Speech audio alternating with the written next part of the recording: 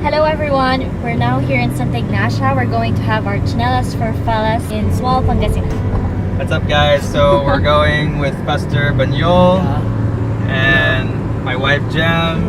We're going to be sharing the gospel and giving away flip-flops to those people, so we'll be able to target their physical need and also their spiritual need.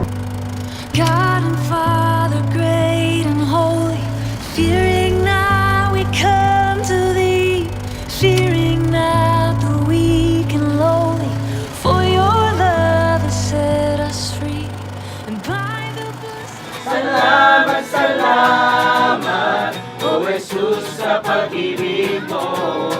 May magsasaya. Ang pag-ibig mo, Jesus. May mawil lang iba.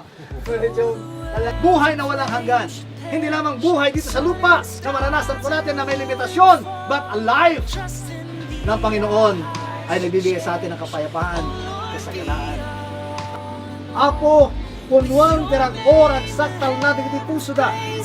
Angels in no sweet tone.